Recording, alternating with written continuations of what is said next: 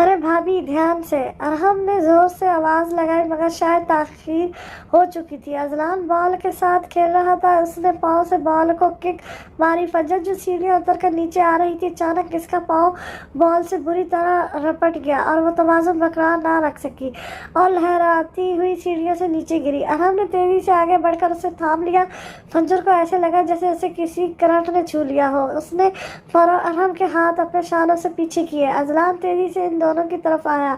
Sorry गुड़िया, वो दोनों कानों को पकड़कर इससे माजरत कर रहा था।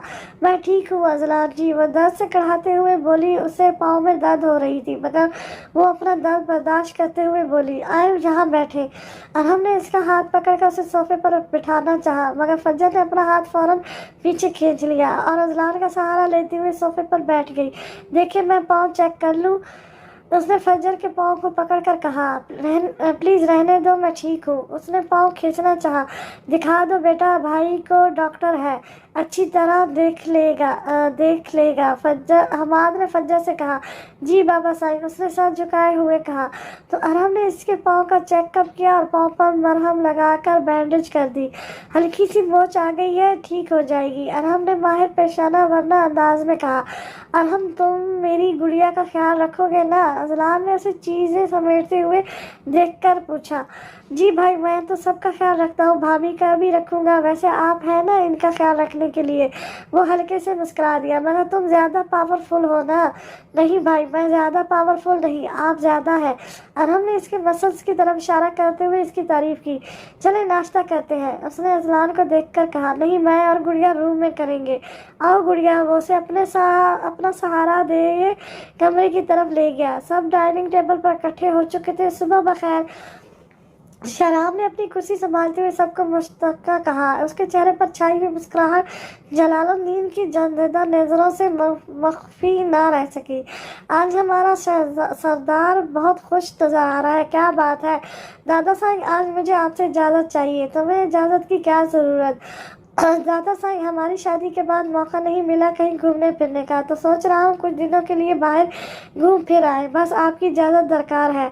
ठीक है, जैसे तुम्हें खुशी मिलती है। ज़िंदगी के काम तो चलते रहते हैं, रुकते नहीं। यहाँ का काम वाजिद और हमाद है ना, दोनों मिलकर देख लेंगे। उन्होंने हल्के फुल्के अंदाज में कहा। बहुत शुक्रिया दादा साहब, you are the world the best दादा साहब। उसने फिर जोश आवाज में कहा। बड़ी मगर एक और बात भी करनी थी। दिल नशीन जो शहराम की कुर्सी की पुष्ट पर खड़ी थी, शहराम के एक शाने पर हाथ रखकर उसे दबा गई। शहराम समझ चुका था कि वो उसे अपने साथ का एहसास करवा रही थी। आप कौन सा अगर मगर रह गया? जलालुद्दीन अबू चुकाकर पूछने लगे। दरअसल मैं चाहता था कि अजलान भाई और भाभी भी हमारे साथ चलते। शहराम, तुम जानते हो ना अजलान की हालत इस तरह, तुम खुद घूमो फिरोगे या उसका ध्यान रखोगे? दिल नशीन ने इसके शाने पर अपने हाथ का दबाव बढ़ाया। दादा साहब, हम रख लेंगे, आप फिक्र मत करें। हमाद, तुम क्या कहते हो? उन्होंने सामने बैठे हुए हमाद से मशवरा किया। सबरीन बेगम यहाँ होती तो बताती, मगर वो तो कल से फिरोज के यहाँ गई है। और वो क्यों गई फिरोज के यहाँ? जलालुद्दीन ने इस्तफार किया। दरअसल सोहा और साहिम की वजह से गई है। साहिम का इलाज चल रहा है, उसकी समझदारी के लिए। हमाद ने वहासत की। और हमको तो पता है, इसीलिए एक माहिर डॉक्टर से रुजू किया था साइम के लिए। जी दादा साहब, मैंने साइम के लिए उसकी मर्ज के माहिर डॉक्टर से रब्ता किया था, उसने तादी अंदाज में कहा। अच्छा ठीक है, उन्होंने कहते हुए अपने हाथ साफ किए और नाश्ते की प्लेट अपने आगे से पीछे खिसकाई। वाजिद, तुम भी कुछ बोलो। मैं क्या बोलूं, बच्चे घूमना चाह रहे हैं तो जाने दे। वो नाश्ता खत्म किए बाहर निकलते हुए बोले। तो फिर ले जाए अजलान भाई को भी? शहराम ने फिर से पूछा। अच्छा चले जाओ, मगर ध्यान से। बहुत शुक्रिया दादा साई। तुम लोग मुल्क के अंदर ही रहना, यहीं घूम फिर लो, मुल्क से बाहर मत जाना। जैसे आपका हुक्म दादा साई, वो मोहब्बत अंदाज में बोला और पीछे मुड़कर दिलनशीन की तरफ देखा जो उससे देखकर मुस्कुरा रही थी। शहराम और दिलनशीन ने जाने की सारी तैयारियां कर ली। दिलनशीन ने फजर को भी सारा मामला समझा दिया। आज वो चारों हवेली से एयरपोर्ट की तरफ एक साथ निकल गए। भाभी, अजलान भाई का ख्याल रखिएगा, शहराम ने फजर को देखते हुए कहा। ये फ़ोन रख लें, इसमें अपना नंबर सेव कर दिया है, जब भी कोई बात हो मुझे कॉल कर लीजिएगा।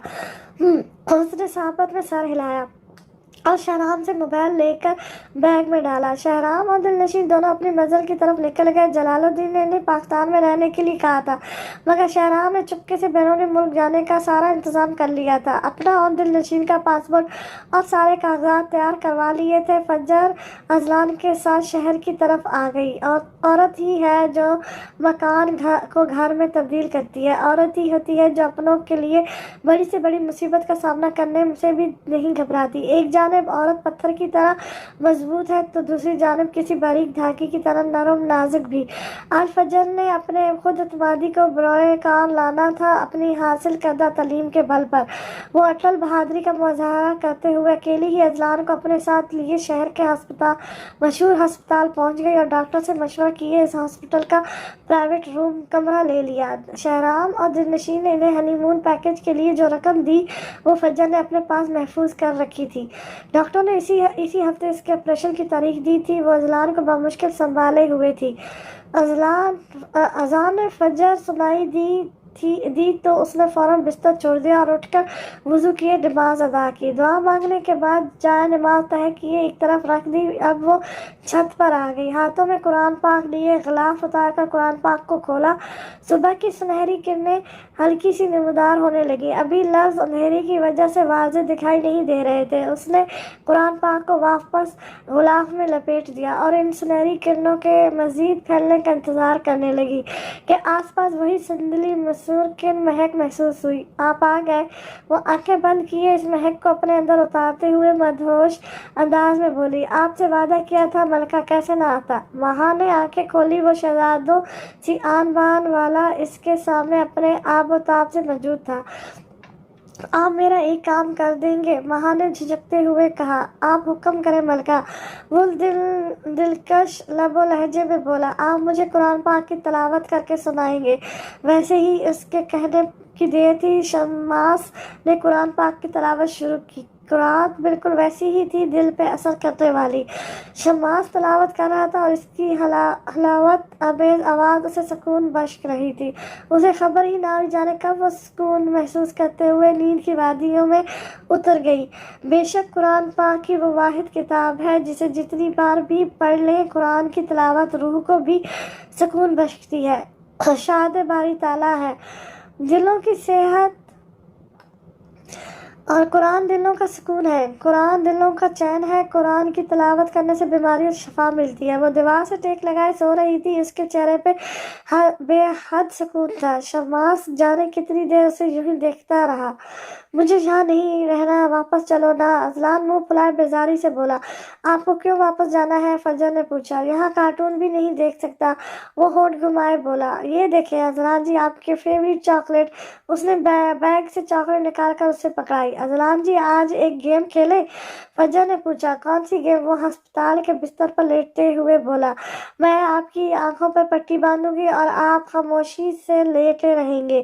گڑیا، یہ کون سی گیم ہے؟ میں نے پہلے کبھی نہیں کھیلی، یہ نئی گیم ہے۔ پلیز اذلان جی، ایک بار میرے کہنے پہ کھیلیں، دیکھنا اس گیم کو کھیلنے کے بعد سب ٹھیک ہو جائے گا۔ کیا ٹھیک ہوگا؟ اس نے معصومیت انداز میں سوال کیا۔ وہ بعد میں بتاؤں گی، کہتے ہی فجر نے اس کی آنکھوں پہ پٹی باندھ دی اور ڈاکٹر کو اشارہ کیا۔ وہ اسے اسٹریچر سمیت آپریشن تھیٹر کی طرف لے گئے۔ ڈاکٹر، پلیز انہیں آرام سے انجیکشن لگائیے گا، انہیں بہت درد ہوتا ہے۔ آپ بے فکر ہیں، بس دعا کریں ان کا آپریشن کامیاب ہو۔ جی، وہ سہمے ہوئے انداز میں وہیں دیوار سے لگ گئی۔ وہ سوئی نہیں تھی، نہ ہی اسے نیند آئی تھی۔ فجر کی اذان ہونے کے بعد اس نے نماز پڑھی اور قرآن پاک کی تلاوت کر کے پھر سے صوفے پہ پاؤں اوپر کیے، شال کو اپنے گرد لپیٹے، گھٹنوں پر سر رکھے ایک ہی پوزیشن میں بیٹھی تھی۔ اس کی آنکھیں مسلسل رونے کی وجہ سے لال ہو چکی تھی اور پپوٹے بھی سوج گئے تھے، لیکن پھر بھی نیند اس کی آنکھوں سے کوسوں دور تھی۔ وہ ایسے ہی سوچوں میں غرق تھی۔ ایک لمحہ لگا تھا جس میں اس کی پوری زندگی بدل گئی تھی۔ جو کچھ اس نے کبھی اپنے خواب میں بھی نہیں سوچا تھا وہ ہو گیا تھا۔ ساری پرانی یادیں اور باتیں اس کے ذہن میں گونج رہی تھی، جن کو وہ چاہ کر بھی اپنے ذہن سے جھٹک نہیں پا رہی تھی۔ ارحم کی شبیہ بار بار اس کی آنکھوں کے پردوں پر لہرا رہی تھی۔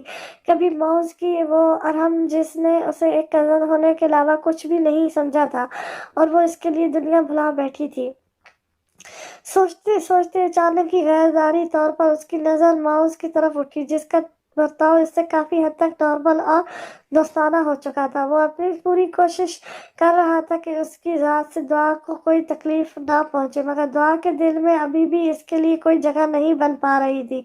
जब तक पहली जगह खाली नहीं होगी, दूसरा कैसे उस जगह पे बर्जबान होगा। वो रात को बहुत थक कर आया था और उससे कोई बात किए बगैर ही सो गया था। अब भी वो बेड पर मुँह लेटा बेखबर सो रहा था। इसी वक्त इसने करवट बदली और कंबल उसके ऊपर से उतर गया। कमरे में हीटर ऑन था क्योंकि मौसम बदल चुका था, लेकिन फिर भी सर्दी बहुत ज़्यादा थी। इसीलिए वो अपनी जगह से उठी और आहिस्ता आहिस्ता चलती हुई बेड के पास गई और हाथ बढ़ाकर इसका कंबल ठीक करना चाहा। तभी मौज हल्का सा कसमसाया और फिर दूसरी तरफ करवट बदल कर सो गया।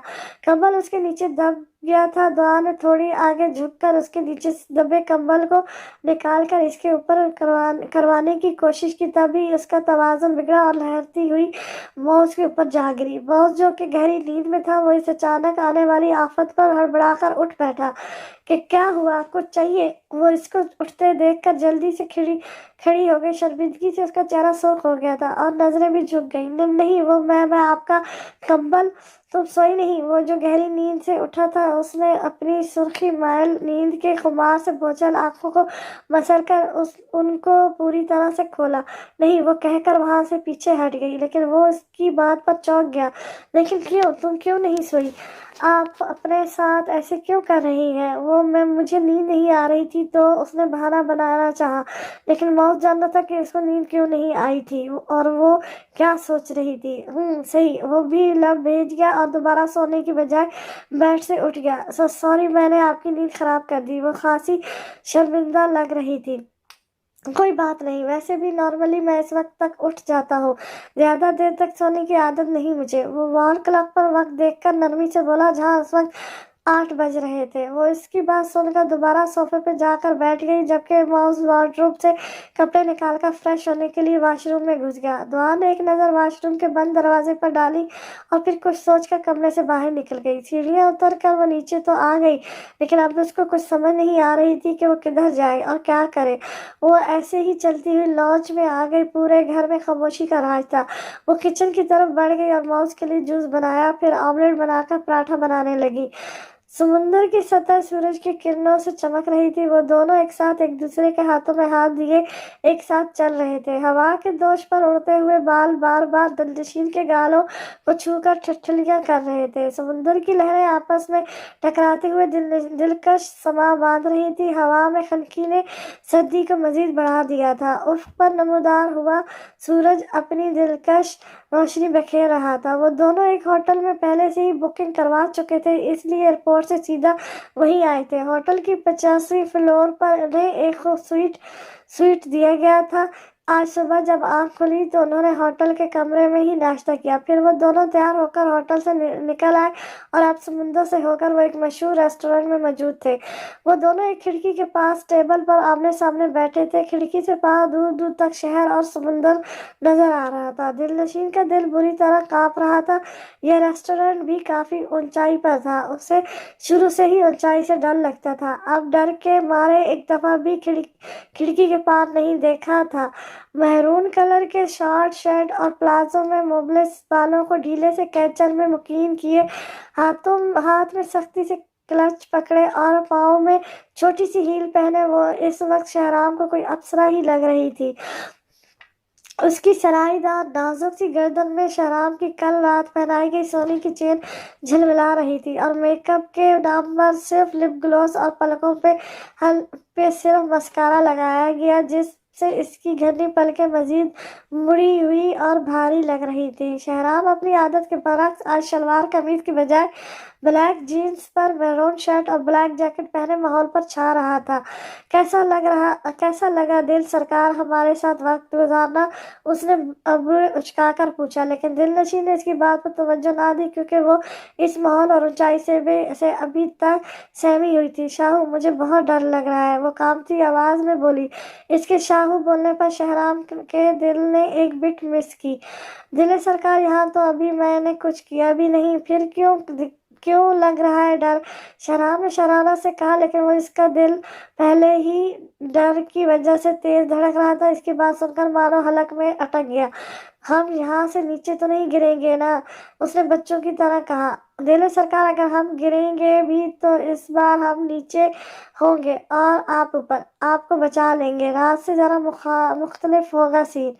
शहनाब, यहाँ डर है, डर से मेरी जान निकली जा रही है और तुम्हें घटिया बातें सूझ रही हैं, वो खफकी से बोली। इससे पहले कि वो उसे खरी खरी सुना देती, बेटा ट्रॉली में खाना सजाया आ गया। दोनों ने मिलकर पुरतकल्लफ खाना खाया। चलो अब खिड़की के तरफ देखो। वो आहिस्ता आहिस्ता इसका डर दूर करने की कोशिश कर रहा था। दिलनशीन ने थूक निगलते हुए खिड़की की जानिब देखा तो कुछ लम्हों के लिए मोहब्बत रह गई। पहले भी इसने ऊपर से कई मनाज़िर देखे थे, लेकिन इतनी बुलंदी से वो ज़बरदस्त नज़ारा पहली बार देख रही थी।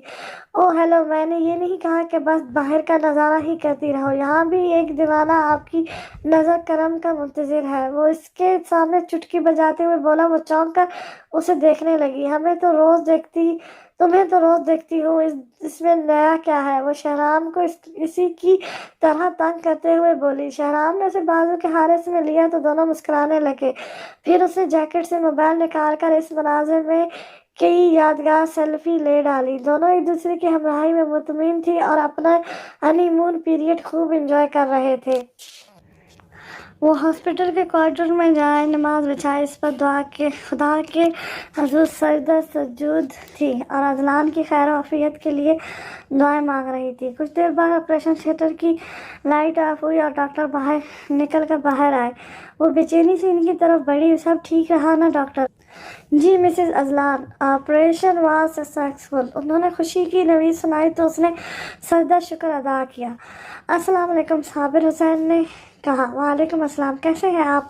चाचा साईं, आपने मुझे बुला लिया था, मैं आपकी खिदमत में हाजिर हो जाता। आपने खाही जहमत की, उसने मोहब्बत अंदाज में कहा। अरे बेटा, काम मुझे था तो सोचा खुद ही चला आओ। जी चाचा साईं, बताएं क्या काम था? शमास ने सर से टोपी उतार कर कमीज की जेब में डाली और दोनों एक जगह पर बैठ गए। तुमने जो सवाल किया था आज उसका जवाब देने आया हूँ। मुझे तुम्हारा रिश्ता कबूल है महा के लिए, मगर बेटा मैं एक गरीब आदमी हूँ, ज़्यादा नहीं दे पाऊँगा। वो अपने दोनों हाथ इसके सामने जोड़ते हुए बोले। अरे चाचा साईं, ये आप कैसी बातें करते हैं? मुझे कुछ भी नहीं चाहिए महा के अलावा। ये देना कि मादी चीज़ों के पीछे क्या भागना। ये तो यहीं रह जानी है, सिर्फ हमारे नेक अमाल हमारे साथ जाने हैं। मुझे तो लोगों की समझ ही नहीं आती, क्यों सारी ज़िंदगी इन मादी चीज़ों को हासिल करने में सारी ज़िंदगी गुजार देते हैं। कब्र में तो एक चीज़ साथ नहीं जाती, सब यहीं छूट जाता है। मुझे कुछ भी नहीं चाहिए, आप बेफिक्र हो जाएं।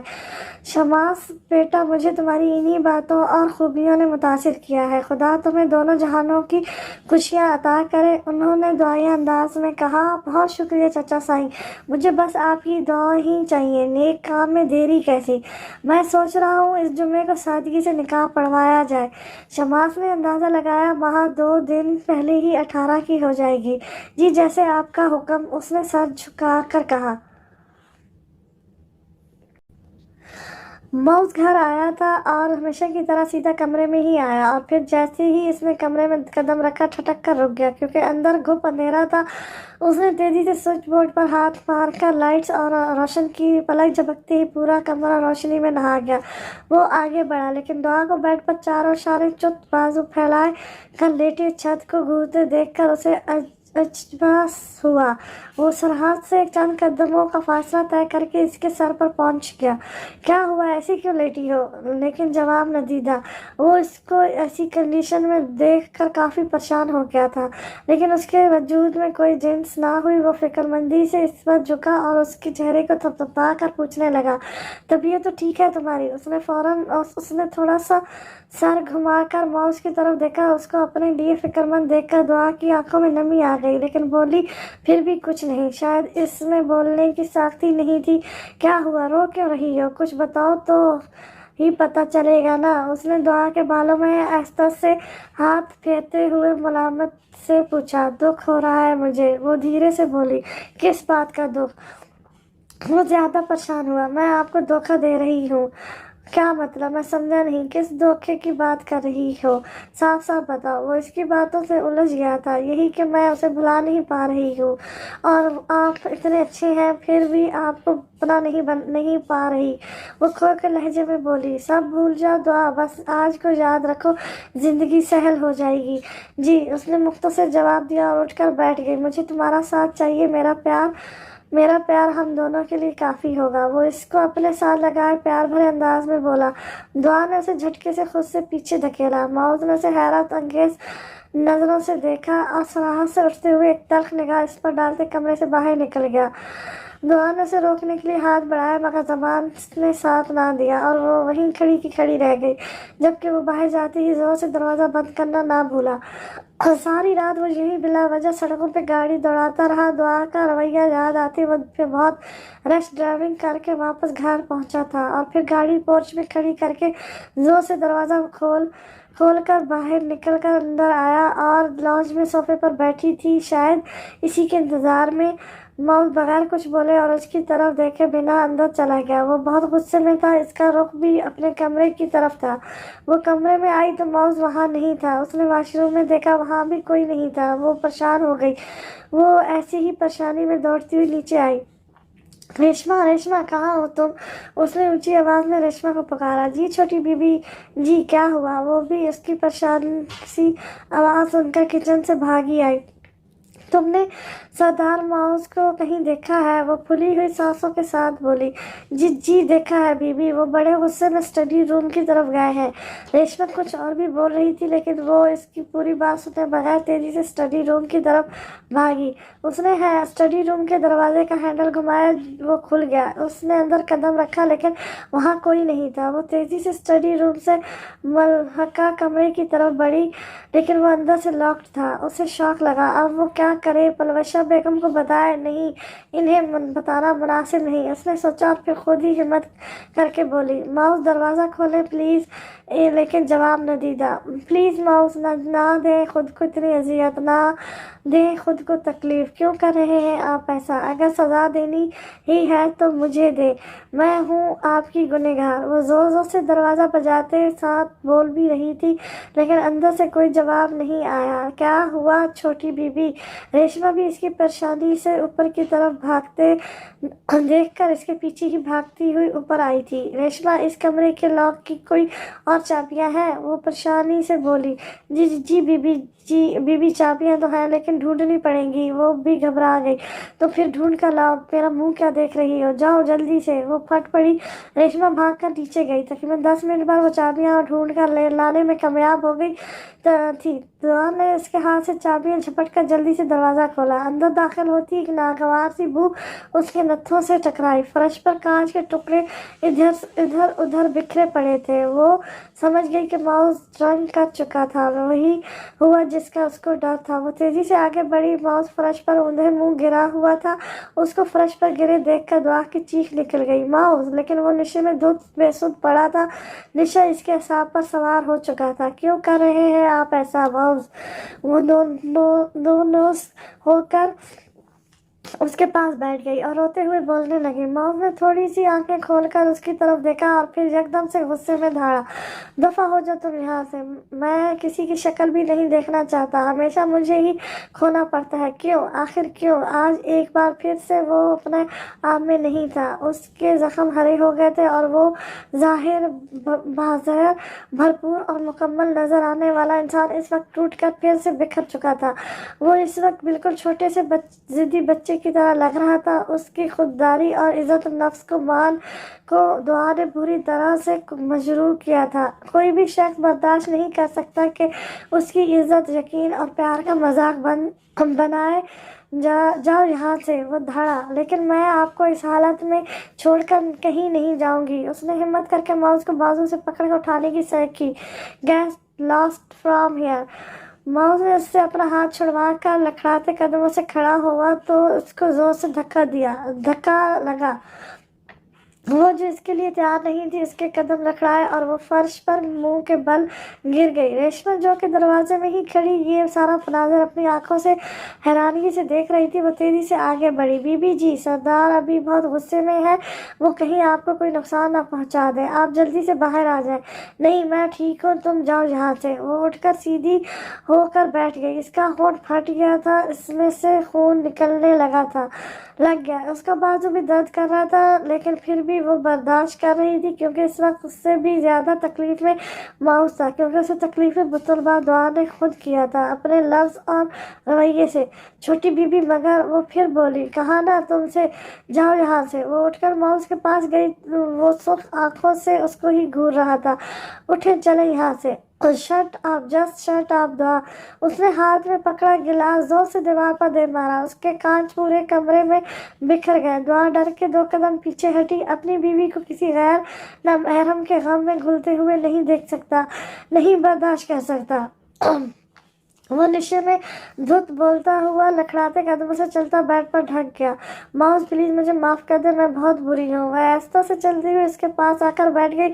اس وقت ماؤس بہت بکھرا ہوا تھا۔ سائیں، صابر حسین تیزی سے بھاگتے ہوئے سردار حماد کی جیپ کے پاس پہنچا۔ وہ جو زمینوں کا چکر لگا کر اب واپس حویلی کی طرف جا رہے تھے، جیپ وہیں روک کر اسے دیکھنے لگے۔ سلام سائیں، اس نے محبت انداز میں جھک کر کہا۔ وعلیکم سائیں، آپ سے ایک گزارش کرنی تھی، وہ ہونٹ جھکے ہوئے بولا۔ بولو سائیں، کل میری بیٹی کا نکاح ہے، تو کل میں سامان شہر نہیں پہنچا پاؤں گا، ایک دن کی چھٹی چاہیے تھی۔ صابر حسین کی بات سن کر وہ پل کے لیے خاموش ہوئے، پھر بولے، ٹھیک ہے، کر لینا چھٹی، مگر پرسوں وقت سے آ جانا۔ شکریہ سائیں، میں وقت پہ آ جاؤں گا۔ یہ لو کچھ پیسے رکھ لو۔ سردار حماد نے اس کی طرف کچھ نوٹ بڑھائے۔ سائیں، اس کی ضرورت نہیں، اس کے اندر کی خودداری نے جوش مارا۔ رکھ لو۔ صابر حسین بیٹی کی شادی کا تحفہ سمجھ کر انہوں نے زبردستی اس کے ہاتھ میں وہ پیسے رکھ کر جیپ سٹارٹ کر دی، اور کچھ دیر میں ان کی جیپ نظروں سے اوجھل ہو گئی۔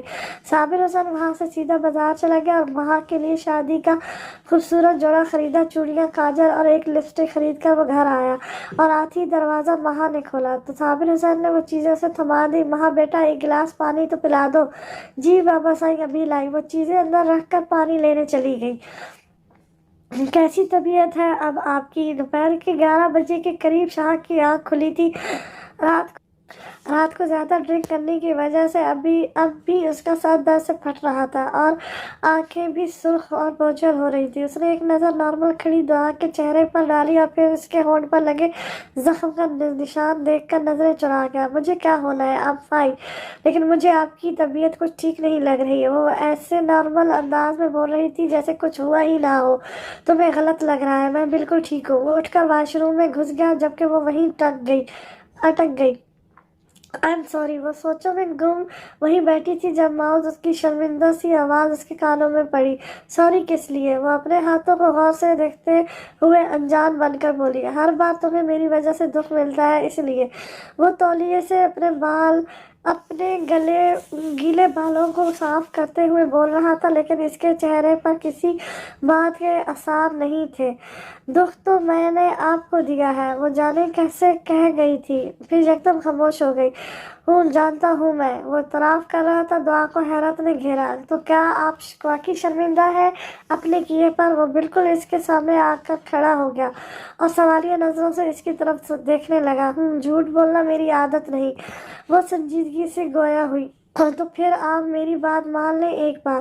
ماؤس کا موڈ بہتر تھا، اسی لیے اس نے بات کرنے کا سوچا۔ کون سی بات؟ اس نے الجھن بھری نظروں سے ماؤس کی طرف دیکھا۔ نئی شروعات کرنے کے بارے میں۔ یہ آپ کیا کہہ رہے ہیں؟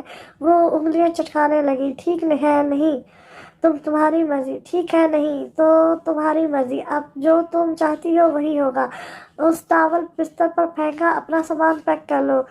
لیکن میری بات تو سنیں، اب میں تمہاری کوئی بھی فضول بات سننے کے موڈ میں نہیں ہوں۔ تم تیاری کر لو، ہم نے کچھ دیر تک جانا ہے، اور ہاں، یہاں جو بھی ہوا اس کے بارے میں کچھ مت بتانا اماں سائیں کو۔ وہ اپنی بات کہہ کر سے دروازہ بند کر کے باہر نکل گیا، اور وہ بس بند دروازے کو دیکھتی رہ گئی۔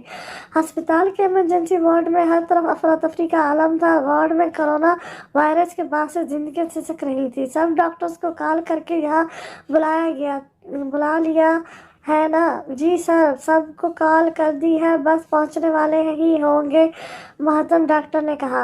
फजर, जो कब से अस्पताल के क्वार्टर में चक्कर काट रही थी, उसके दोनों हाथ दुआ के लिए उठाए मुसलसल कुरानी आयात का वार कर रही थी, क्योंकि ऑपरेशन थिएटर की लाइट फिर से जल चुकी थी।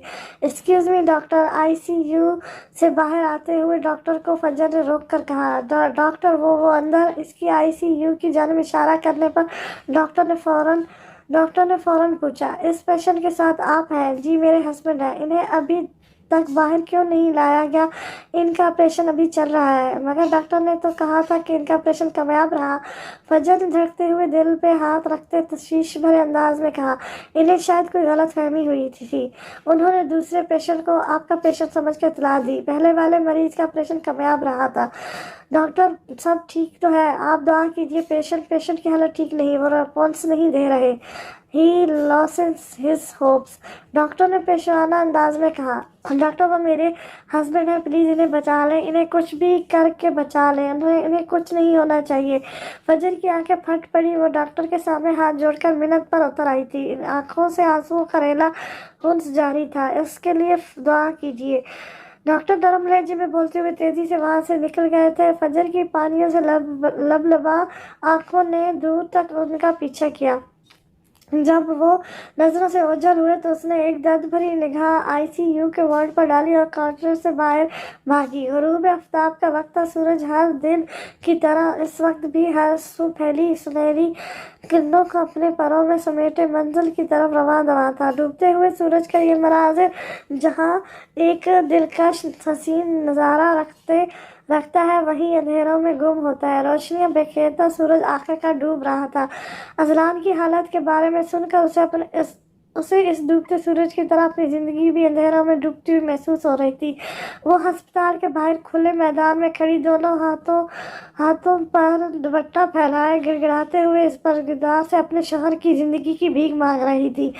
आसमान पे मौजूद सूरज की आंखों में अपनी सुर्ख अंगारा बनी जर जर बरसती आंखें गाढ़े दुआ गो थी। मुझे बाहर निकालो यहाँ से, वो अंधेरे कमरे में तन्हा चीख रहा था। बाहर निकालो, मुझे डर लगता है अंधेरे से। वो ज़ारों के तार रो रहा था। गुस्सा, खौफ, दहशत बुरी तरह इसकी आवाज़ से झलक रहा था। हल्की हल्की सी चिस्कियाँ वक्फे से पूरे कमरे में उभर रही थी। बाहर निकालो मुझे। अब की बार इस आवाज़ में एक अजियत सी घुली थी।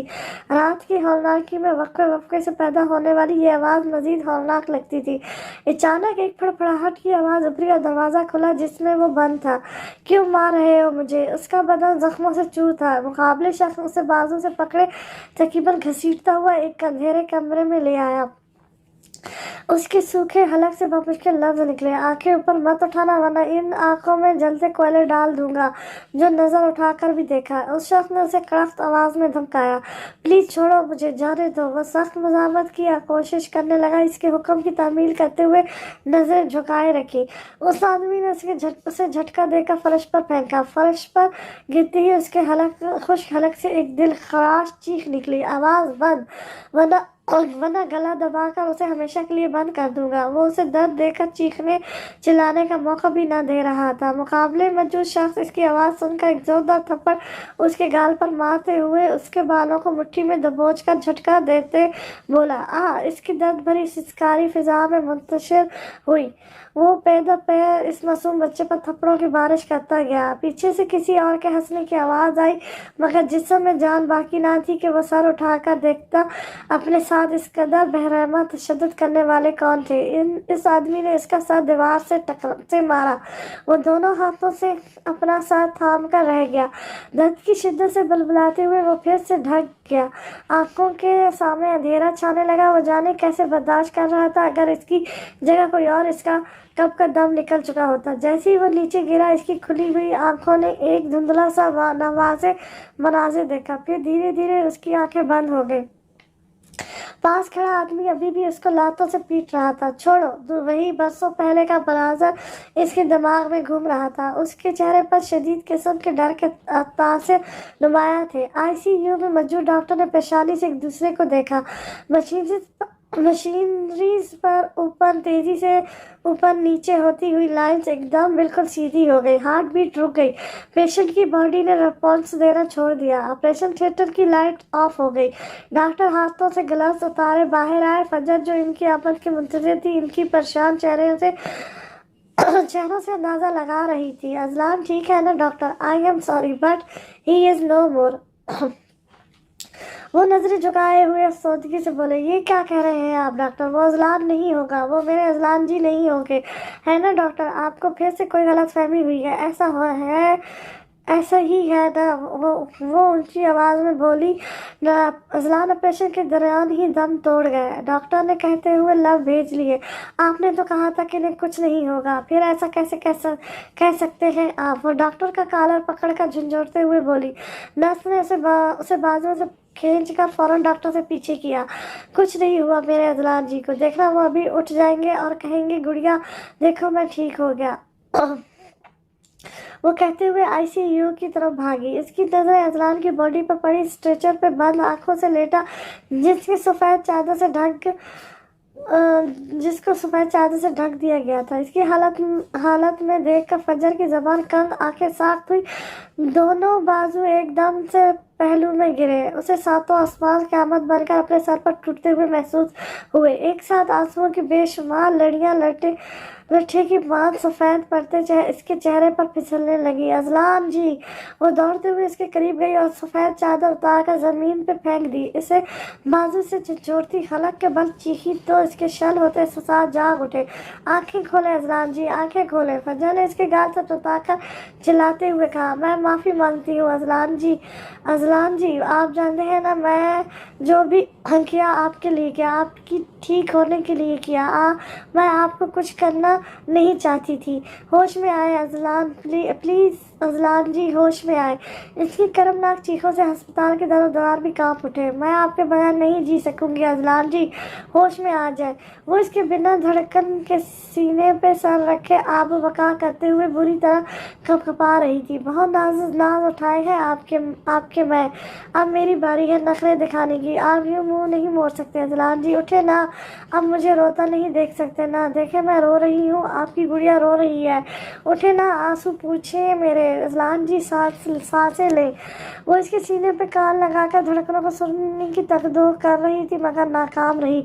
मैं मर जाऊंगी आपके बिना। वापस आए अजलान जी, आपके बिना मेरा इस दुनिया में कोई नहीं। ना धड़कने, ना सांस, ना हलचल महसूस किए वो पागलों की तरह इसकी शर्ट दबोच कर चीखने लगी।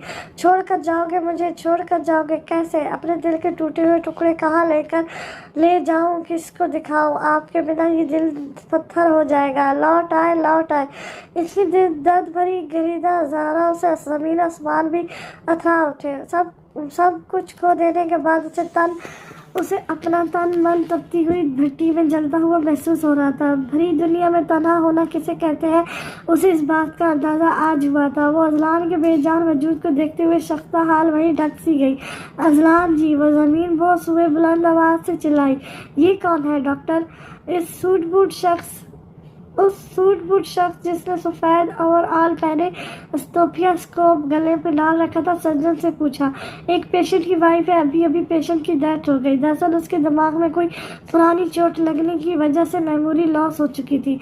इन्हीं का ऑपरेशन था आज, मगर पेशेंट ने रिस्पॉन्स नहीं दिया और अनफॉर्चुनेटली इनकी डेथ हो गई। उन्होंने इसको तफसील से आगाह किया।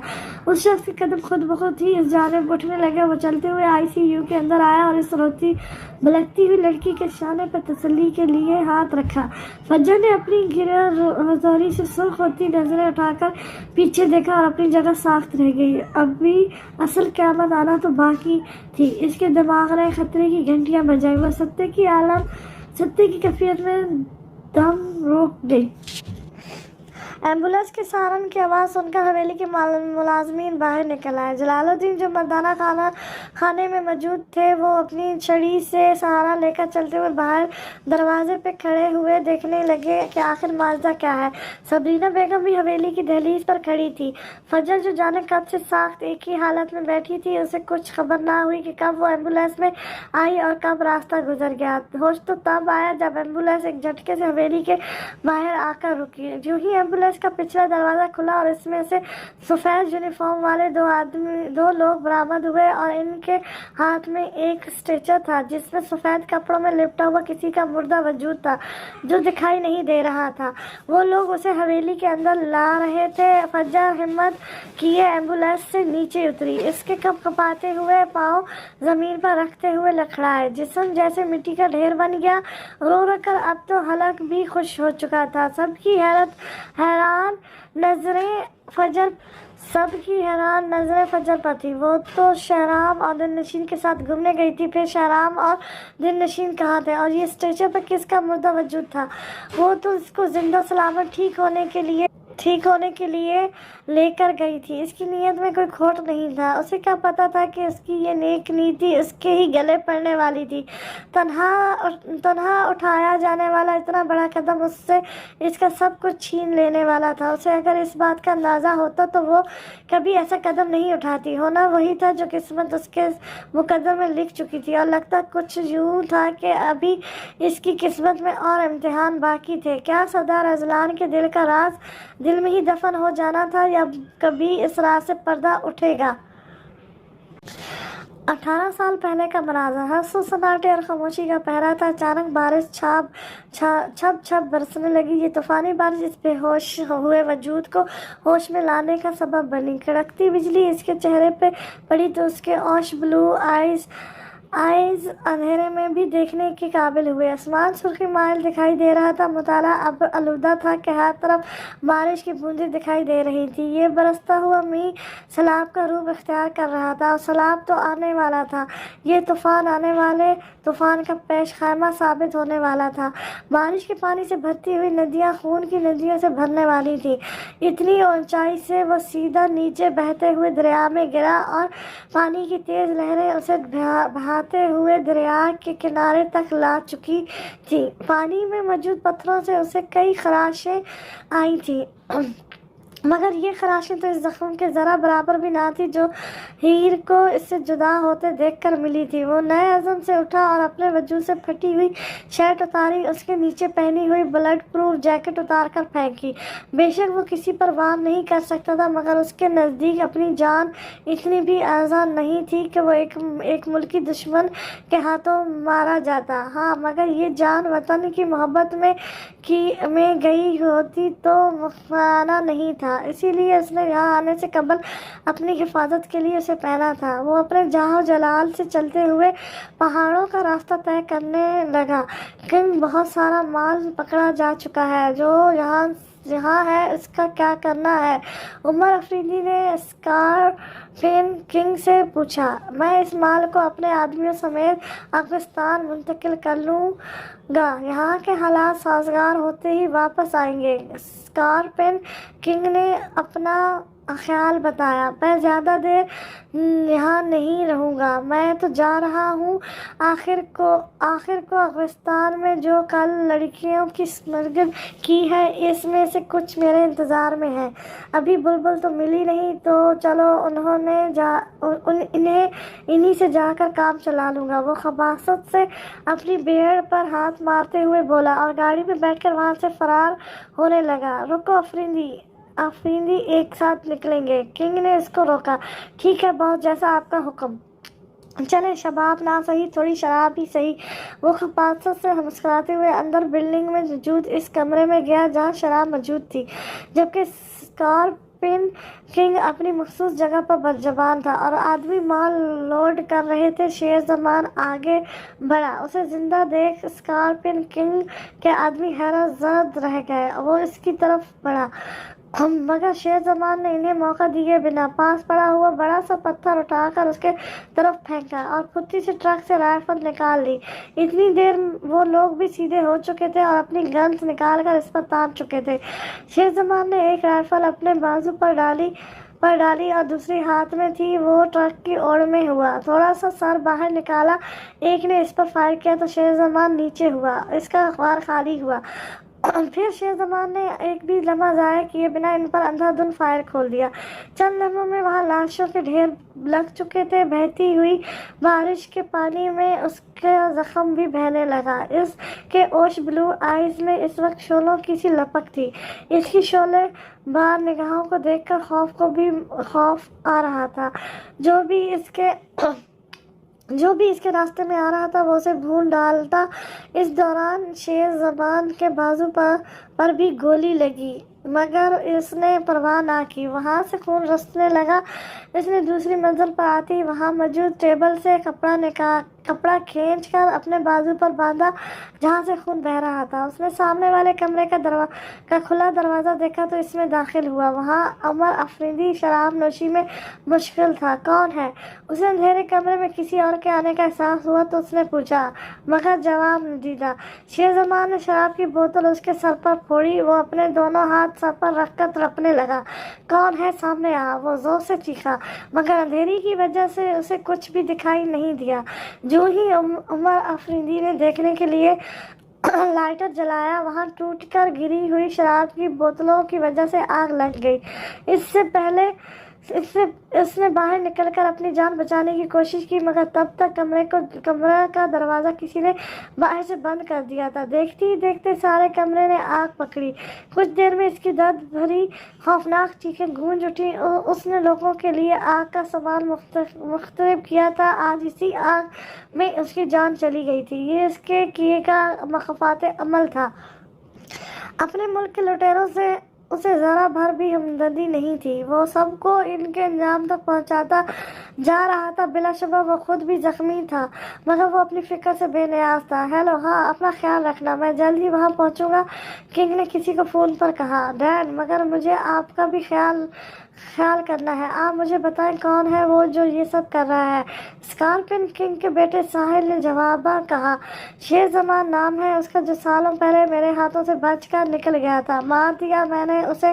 مگر ڈیڈ، آپ کو اپنا خیال رکھنا ہوگا۔ پھر بھی تو میرا بیٹا کہیں سے نہیں لگتا۔ سالہ اتنا ڈرپوک ہے تو؟ اسکارپن کنگ نے کہا۔ ہاں، اور یاد رکھ، ابھی تک ایسا کوئی مائیکل ایل پیدا نہیں ہوا جو کنگ کو مات دے۔ تم میری فکر مت کرو، بس اپنا خیال رکھنا۔ کہتے ہی اس نے فون رکھا۔ بجلی کی کڑک نے ماحول میں تشر پیدا کیا۔ اندھیرے میں بجلی گونجی تو اسکارپن کنگ اپنی سامنے کھڑے ہوئے شیر زمان کا چہرہ دیکھ ساخت ہوا۔ اسے اپنی آنکھوں پر یقین کرنا ناممکن لگا۔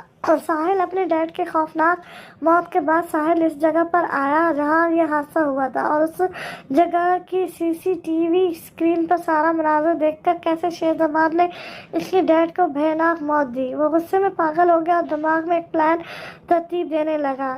یہ اس رات کی بات تھی جب خان حویلی کے لان میں کسی کی سالگرہ بہت دھوم دھام سے منائی جا رہی تھی۔ ہیر نے سنہری کو بیبی کارٹ میں ڈالا ہوا تھا۔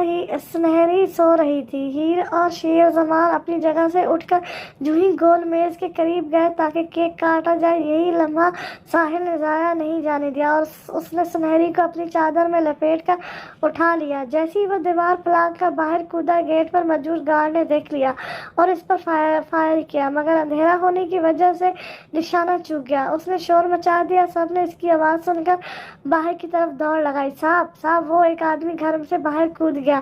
باہر اندھیرے کی وجہ سے فوراً نظروں سے اوجھل ہو گیا۔ سنہری کارٹ میں نہیں ہے۔ ہیر کی حیرت زد آواز سنائی دی تو شیر زمان باہر کی طرف تیزی سے بھاگا۔ ضامن نے پولیس چوکی میں فون کیا اور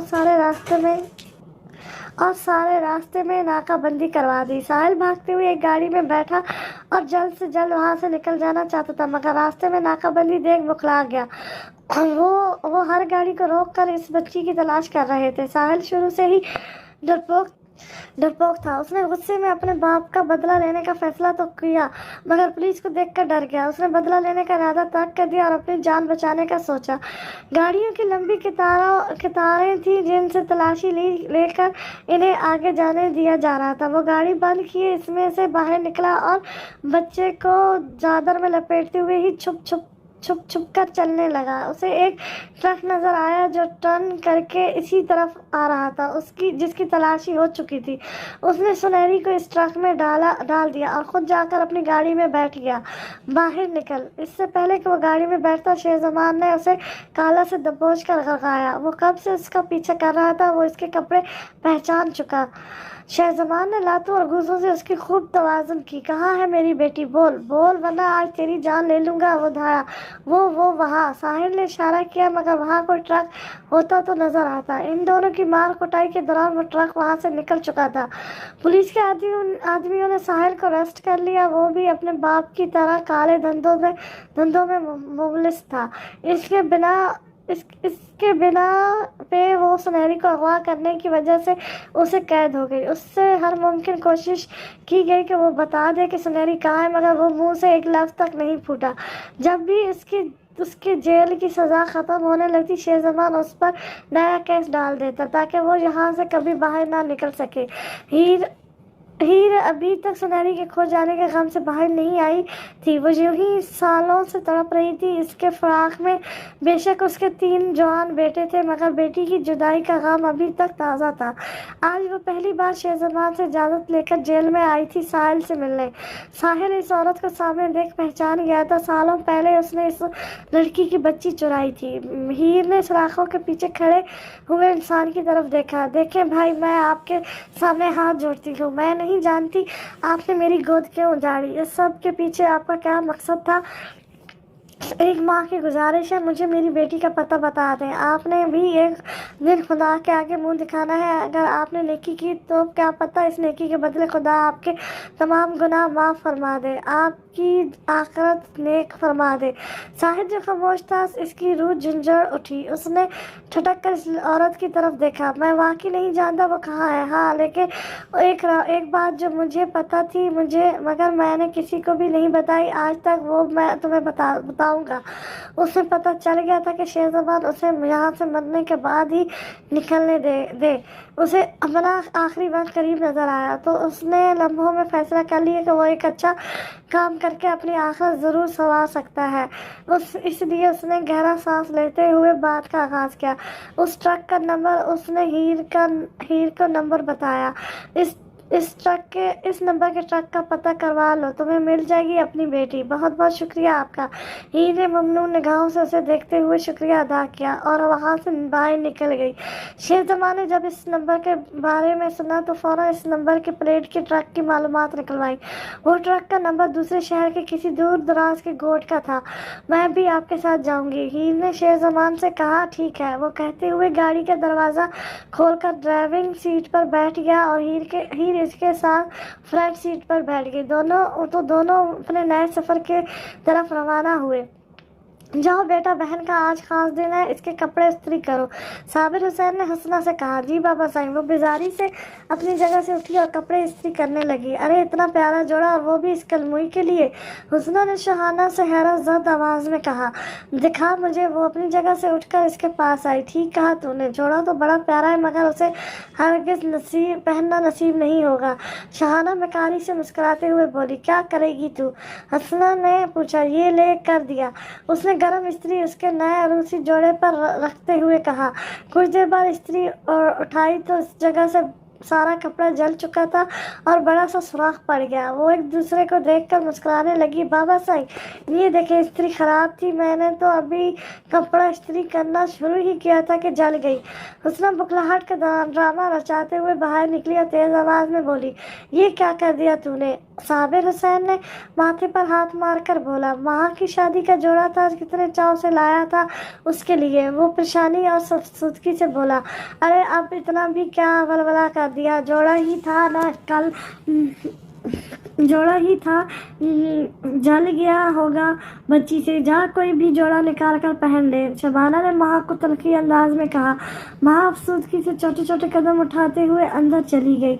उसने एक कदर भारी बेहतर हालत का हल्के गुलाबी रंग का सूट निकाला और जेब तन कर लिया। बाबा साईं के लाए हुए काजल से आंखों को मज़ीन किया और कांच की चूड़ियां भर भर के कलाइयों में डाली।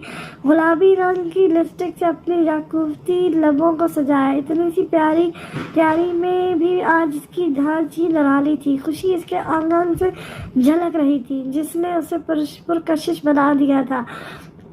جیسے ہی حسنہ اور شاہانہ اندر آئی، اسے تیار دیکھ کر جل کر کوئلہ بن گئی اور ایک دوسرے کو غصے سے دیکھا۔ انہیں کہاں برداشت ہو رہا تھا کہ ایک وجیہہ انسان مہا کے مقدر میں لکھا جانا۔ حسنہ نے پاس پڑے گھڑے میں سے پانی کا گلاس بھر کر شاہانہ کی طرف بڑھایا۔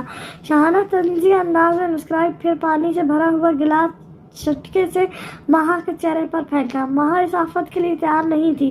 وہ ہڑبڑا کر پیچھے ہوئی، مگر وہ پوری کی پوری بھیگ چکی تھی۔ آنکھوں کا کاجل بہہ کر گالوں پر بکھر گیا۔ اس پانی کے ساتھ آنسو بھی اس کے گالوں کی زینت بننے لگے۔ شاہانہ اور حسنہ استعار انداز میں مسکراتے ہوئے دونوں باہر نکل گئی۔ مہا وہیں چارپائی پر بیٹھ گئی۔ مولانا صاحب آ کر باہر بیٹھ چکے تھے۔ دروازے پر دستک ہوئی تو صابر حسین نے دروازہ کھولا۔ سامنے ہی شماس بنت زماد کھڑا تھا، سفید رنگ کی شلوار قمیض پہ سیاہ شال شانوں پر پھیلائے باقاعدہ باوقار انداز میں چلتا ہوا انہیں سلام کرتے ہوئے اندر آیا۔ محلے کے کچھ لوگ اس نکاح میں مدعو تھے۔ مغرب کے بعد اب شام ہو چکی تھی۔ یہ وادی رات کے اندھیرے میں گم ہونے لگی تھی۔ ایک سرد سکوت، روح کو بے کل کر دینے والا سناٹا اور متشدد کر دینے والی خاموشی پھیلی ہوئی تھی۔ کھیتوں کے سبزے اور پھولوں کی مہک ماحول میں پھیلی ہوئی تھی۔ اچانک ہوا میں خنکی بڑھ گئی۔ تیز ہواؤں نے اس وادی کا رخ کیا جیسے کسی طوفان کی آمد تھی، اور طوفان تو آ ہی گیا تھا جیسے۔ عین نکاح کے وقت دروازے پر دستک ہوئی تو صابر حسین نے دروازے کا رخ کیا۔ شہرزاد اور ہیر دونوں دروازے پہ کھڑے تھے۔ آپ کون؟ صابر حسین نے دو اجنبی لوگوں کو سامنے کھڑے دیکھ استفسار کیا۔ یہ نمبر آپ کے ٹرک کا ہے؟ شہزمان نے ایک چٹ صابر حسین کے سامنے کی۔ جی، یہ میرے ہی ٹرک کا نمبر ہے۔ ٹھیک ہے، تو پھر اسی سلسلے میں مجھے آپ سے ایک ضروری بات کرنی ہے، شہزمان نے اسمارٹ انداز میں کہا۔ آئیں آپ دونوں اندر، جہاں بیٹھ کر بات کرتے ہیں۔ صابر حسین ان دونوں کو اپنے ساتھ اندر آیا۔ دراصل آج میری بیٹی مہا کا نکاح ہے۔ پہلے اس فریضے سے فارغ ہو جائے، پھر تفصیل سے بات کرتے ہیں۔ صابر حسین نے سامنے دیکھا جہاں شبانہ مہا کو اپنے ساتھ باہر لے کر آ رہی تھی۔ ہیر اور شہزمان کی نظر ایک ساتھ مہا پر پڑی۔ خون نے جوش مارا، وہ دونوں اپنی جگہ سے اٹھے۔ مہا کے نقوش ہو بہو ہیر اور شہزمان جیسے تھے، صرف رنگت سانولی تھی۔ اس کے چہرے پر وہی سنہری سی تھی چمک تھی جو بچپن میں تھی۔ ہیر بنا ایک لمحہ بھی ضائع کیے بھاگتی ہوئی مہا کے پاس گئی۔ سنہری، وہ اسے اپنی باہوں میں بھر کر اس کو پیار کرنے لگی۔ میری بچی، وہ فرصت مسرت سے لبریز انداز میں اسے اپنے ساتھ لگائے محبت جتا رہی تھی۔ سالوں کی تشنگی ایک پل میں کہاں مٹنے والی تھی۔ شہزمان نے آگے بڑھ کر سنہری کے شانے پر ہاتھ رکھ کر اسے اپنے ساتھ لگایا اور سر پر محبت بھرا بوسہ دیا۔ سنہری نظریں اٹھا کر حیرت سے ان اجنبیوں کو دیکھ رہی تھی جو اس سے ولولانہ محبت کا اظہار کر رہے تھے۔ شماس بنت زمان مطمئن سا اپنی جگہ پر پرزبان تھا۔ شبانہ، حسنہ اور شاہانہ اندر ہی اندر بل کھا رہی تھی کہ بازیگر اتنے خوبصورت اور امیر لوگ اس مہا کے رشتے تو نہیں، یہ سنہری ہے ہماری بیٹی۔ شہزمان نے صابر حسین کی طرف دیکھ کر کہا۔ مگر آپ ایسے کیسے اسے اپنی بیٹی کہہ سکتے ہیں؟ اس نے پریشانی سے پوچھا۔ ہماری دشمنی کی بنا پر کسی نے اسے آپ کے ٹرک میں رکھ دیا تھا۔ ہم نے اسے بہت ڈھونڈا، سالوں سال ہو گئے تھے اپنی بیٹی کی تلاش میں سرگرداں۔ آج جا کر پتہ چلا تو ہم اسے لینے آ گئے، شہزمان نے کہا۔ آپ کو اگر ہم پہ یقین نہیں تو ہم آپ کو اس بات کا ثبوت بھی دے سکتے ہیں، اور وہ ثبوت ایسا ہے کہ اس کے حقیقی والدین کے علاوہ اور کوئی نہیں جان سکتا۔ میری بیٹی کے پیٹ پر شعلے کا نشان تھا، ہیر نے بروقت جواب دیا۔ صابر حسین بھی خاموش ہو گئے۔ سچ تو یہی تھا کہ وہ اس کی سگی بیٹی نہیں تھی۔ آج اگر مہا کے حقیقی والدین مل گئے تھے تو وہ اسے رخصتی سے قبل اس کی خوشیاں لوٹانا چاہتے تھے۔ بابا صاحب، مہا طلب کا ہیر اور شہزمان کے حارس میں سے نکلتے ہوئے صابر حسین کے پاس آئی اور اس کے شانے سے لگی۔ بیٹا، یہ سچ کہہ رہے ہیں؟ صابر حسین نے اس کے سر پر ہاتھ رکھ کر کہا۔ صابر حسین، نکاح شروع کریں، پھر عشاء ہونے والی ہے، مولوی صاحب نے کہا۔ جی، آپ بسم اللہ کریں، صابر حسین بولا۔ مگر میں اپنی بیٹی کا نکاح کیسے کسی سے کر دوں جسے میں جانتا بھی نہیں؟ شہزمان نے کڑک آواز میں کہا تو شمشاد بھی زمان میں ابروئے اچکا کر کڑے تیوروں سے اسے دیکھا۔ اس کی سرمئی کان جیسی آنکھوں میں यकलख्त सुर्खी छा गई। महा ने भी तलब का शम्मास की तरफ मदद तलब निगाहों से देखा। उसकी आंखों में बल बल कर आंसू बहने लगे। हीर सुनहरी के पास आई और उसके आंसू पूंछकर उसे नजर भर कर देखने लगी। ये तुम्हारी ख्वाहिश पे हो रहा है? उसने सुनहरी की दोनों गालों को अपने हाथों में भरकर हाथ दर्जा अपनायत पूछा। सुनहरी ने साहबत में सर हिलाया, क्योंकि इन लम्हात में ज़बान साथ नहीं दे रही थी। मैंने महा को पाल पोस कर बड़ा किया, लेकिन क्या मेरा इतना भी हक नहीं कि इसके लिए कोई फैसला ले सकूं? साबिर हुसैन ने शेर ज़मान की तरफ देखकर मान भरे अंदाज में पूछा। वैसे भी ये एक नेक और शरीफ इंसान है। हीर ने शेर ज़मान का हाथ पकड़कर उसे दबाया। इसी में हमारी बेटी की खुशी है। ठीक है, जैसा सब चाहते हैं वैसे ही होगा, मगर निकाह के बाद मेरी बेटी सुनहरी मेरे साथ अपने घर जाएगी। इसकी रुखसती कुछ दिनों बाद होगी। हमारा भी हक है अपनी बेटी के साथ चंद दिन गुजारने का, शेर ज़मान ने अटल अंदाज में कहा। साबिर हुसैन ने शमास बिन जमात की तरफ देखा। मुझे कोई इतराज़ नहीं, उसने जवाबन कहा। तो मौलाना साहब ने निकाह की रस्म शुरू की। सुनहरी बिनते शेर ज़मान वल्द ज़ेगत खान आपको शमास बिन जमात से बज़ूर हक महर सिक्का राजुल वक्त 50,000 रुपये अपना निकाह में कबूल है। शेर ज़मान ने इसके निकाह नामे पर इसकी असल मालूमात लिखवाई तो निकाह मौलवी साहब ने इससे पूछा कबूल है। सुनहरी ने मौलाना साहब के 3 बार पूछने पर करार में जवाब दिया, तो फिर यही अमल शम्मास बिन जमात के साथ दोहराया। दोनों तरफ से बात कबूल का सिलसिला ख़त्म हुआ तो सब ने हाथ उठाकर इनके आने वाली ज़िंदगी के लिए इज्तिमाई दुआ की। फिर मुबारकबाद का शोर बुलंद हुआ। सुनहरी ने अपने पेट पर हाथ रखा, जहाँ से ऐसे लग रहा था कि आग जलने लगी हो। उसका जिस्म पसीने से शरबू हो चुका था। उसे अपना जिस्म कोयले के मान धकता हुआ महसूस हो रहा था। उसने नज़र उठाकर शम्मास की तरफ देखा, जो उसे आंखों में चुप रहने का इशारा कर रहा था। शेर ज़मान और साबिर हुसैन दोनों ने सुनहरी को प्यार किया। फिर ही सुनहरी को अपनी आंखों में भर कर इसकी आंखों की प्यास बुझाए नहीं बुझ रही थी। यूँ एक यादगार शाम का इख्तिताम हुआ।